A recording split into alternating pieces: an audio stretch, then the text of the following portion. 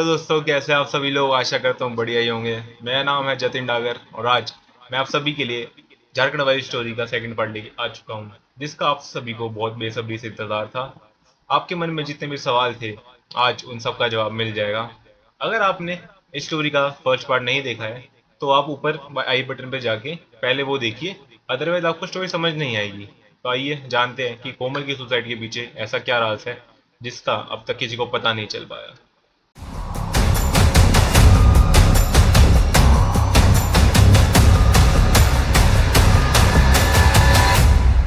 कोमल की डेथ हुए 5 दिन बीत चुके थे और घर में मायूसी का माहौल छाया हुआ था। सभी के मन में सिर्फ एक ही सवाल था कि क्यों क्यों कोमल ने ऐसा किया। कोमल के पापा इस इन्वेस्टिगेशन से बिल्कुल भी खुश नहीं थे। वो बस यही बोले जा रहे थे कि कोई तो सुराग मिलेगा, कोई तो क्लू मिलेगा हमें। और जैसे ही मैंने बताया था कि कोमल के पापा बहुत ही बड़े पॉलिटिशियन हैं, तो वो इस केस को फिर से रीओपन करवाते हैं और इस बार एक स्पेशल इन्वेस्टिगेशन टीम बुलाई जाती है। इन्वेस्टिगेशन के दौरान सभी घर वालों का स्टेटमेंट लिया जाता है, बट उससे कुछ मिलता नहीं है।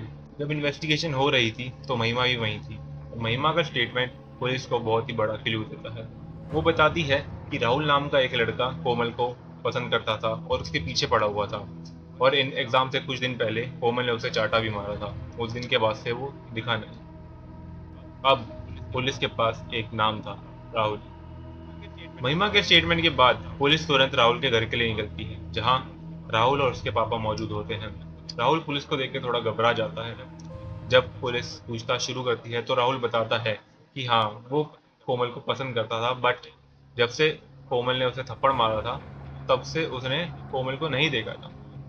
और वो स्कूल इसलिए नहीं जा रहा था क्योंकि बाकी सारे बच्चे उसका मजाक उड़ाएंगे और उसे परेशान करेंगे। पुलिस राहुल के पापा से भी पूछताछ करती है तो पता चलता है राहुल के पापा एक वेद हैं और उसी से अपना घर चलाते हैं।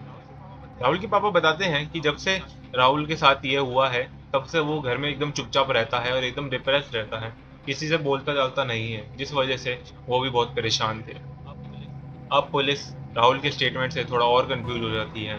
उनको नहीं लगता कि उसने कुछ भी करा है।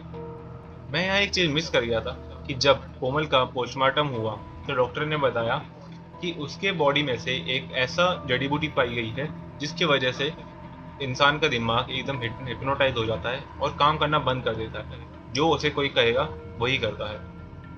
अब पुलिस के पास एक और लीड थी कि क्या पता शायद राहुल ने अपने पापा की कोई जड़ी बूटी चुरा के कोमल को खिला दी हो किसी तरह से, और फिर ये सब हुआ। पुलिस फटाफट जाती है और राहुल को अपनी कस्टडी में ले लेती है और उससे पूछताछ शुरू करती है। पुलिस के लाख बार पूछने के बाद भी राहुल सिर्फ एक ही चीज बोले जा रहा था कि मैंने कुछ नहीं किया, मैं बेकसूर हूँ, मुझे जाने दो। कोमल के पापा को लग रहा था कि राहुल झूठ बोल रहा है, तो वो पुलिस को बोलकर उसे और ज्यादा टॉर्चर करवाते हैं। रात हो जाती है और राहुल भी पुलिस स्टेशन में ही था और कोमल के घर वाले भी सब सो चुके थे। लगभग 1 बजे का टाइम था। तभी उनके घर में एक मास्क पहना हुआ आदमी घुसता है और कोमल के पापा के रूम की तरफ बढ़ रहा होता है और उनके रूम में एंटर हो जाता है। वो देखता है उस रूम में कोमल के पापा और मम्मी दोनों सो रहे होते हैं। उनके बेड के सिराने पे एक पानी का गिलास रखा हुआ था और वो मास्क पहना आदमी पानी के गिलास में थोड़ा सा पाउडर मिला देता है और वहां से धीरे धीरे निकल रहा होता है। जैसे ही वो रूम से बाहर आता है तभी वहां कोमल का भाई आ जाता है, जो कि दूसरे कमरे में सो रहा था। उस टाइम पानी पीने के लिए आया था। कोमल का भाई उस आदमी को देख के जोर जोर से चिल्लाने लगता है और उसके शोर से उसकी मम्मी पापा भी उठ जाते हैं और बाहर आ जाते हैं और सिक्योरिटी गार्ड भी आ जाते हैं और उस आदमी को पकड़ लेते हैं। और जैसे ही उस आदमी का मास्क हटाया जाता है तो पता चलता है वो और कोई नहीं, उनके घर का नौकर ही था। कोमल के पापा फटाफट पुलिस बुलाते हैं और इस इंसान को गिरफ्तार करवा देते हैं। पुलिस उस नौकर को पुलिस स्टेशन ले जाती है और वहां ले जाके बहुत ज़्यादा मारती है और अपनी पूछताछ शुरू करती है। नौकर भी डर के मारे सब सच बता देता है। वो बताता है उसे इस काम के लिए 50,000 रुपये दिए गए थे। पुलिस उस नौकर से ये सब करवाने वाले का नाम पूछती है जिसने उसे ये जड़ी बूटी दी और पैसे दिए। तो वो नौकर बताता है कि वो इंसान कोई वेद है जिसने उसे जड़ी बूटी दी और ये काम करने के लिए कहा। पुलिस का सारा शक अब राहुल के पापा की तरफ था।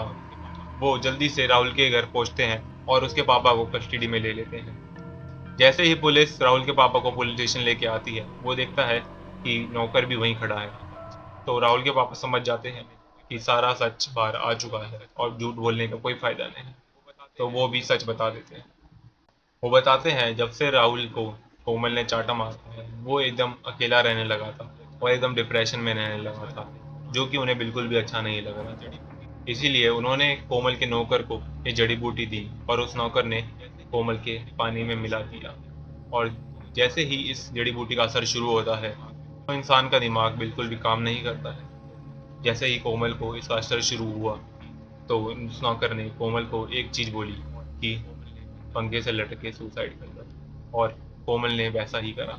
राहुल के पापा ये भी बताते हैं कि वो इस बार कोमल के पापा को मारना चाहते थे, क्योंकि उनकी वजह से राहुल बहुत ज़्यादा परेशान हुआ है और टॉर्चर हुआ है। तो वो उसी तरह से सेम तरीके से उनको मारने की कोशिश करते हैं, बट इस बार ये नौकर पकड़ा जाता है और उनका सारा प्लान जो है वो फेल हो जाता है।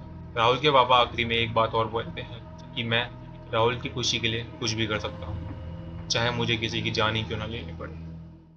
तो दोस्तों, ये था स्टोरी का एंड। अगर आपको अच्छा लगा है तो please hit the like button and don't forget to subscribe. और जितना हो सके यार, इस वीडियो को फैलाओ, लोगों तक पहुंचनी चाहिए हमारी कहानी, है ना। तब तक के लिए बाय बाय, टेक केयर।